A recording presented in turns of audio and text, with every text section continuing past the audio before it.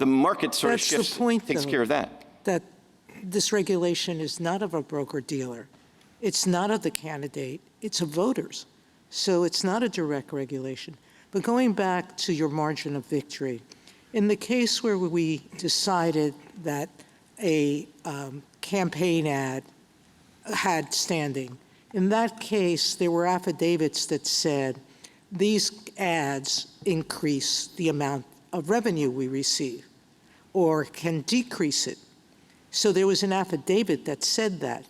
Here, you don't even say that the margin of error is going to affect, you don't have anybody saying anything close to that. You're just saying the margin of error could have a reflection on me. That's a generalized statement with no support. So two things, Your Honor. First, just on the first point, if the new broker-dealer regulations from the SEC regulated the terms at which the customers could deal with the broker-dealers, I think the broker-dealers would still have But this is not how they're that. dealing with the candidates. They're still voting for the candidate. They're not being deprived of their right to get their voters to vote.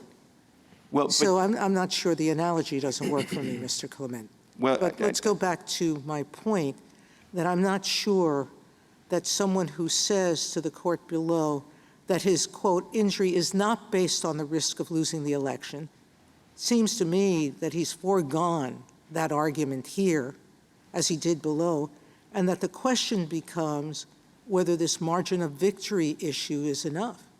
So two things, Your Honor. One, as we point out in our reply brief, and I would urge you to read the Seventh Circuit briefing on this, the statement that my friend on the other side says is where we waived this electoral outcome argument was simply responding to their argument that pocketbook injuries don't matter if, in fact, you can't show that there is this electoral outcome injury. And what we said in response and what we said in our reply brief here and remains correct and waives nothing is that's actually not right. The pocketbook injury is separate from any electoral outcome. So there's no waiver of any of this. There was a declaration here. The declaration does say that that Congressman Bost risks losing the election, but it also then says, but it's certainly going to affect the margin of victory. And he also alleges in his declaration that that margin of victory is not just an abstract injury, but that translates rather directly into reputational injuries and financial injuries. And I think that corresponds with the general sort of common sense of the matter. If you ask candidates, would you like to win this election by 60% of the vote or 51% of the vote? I think 100% of the candidates are going to say, I'll take the 60%. Yeah,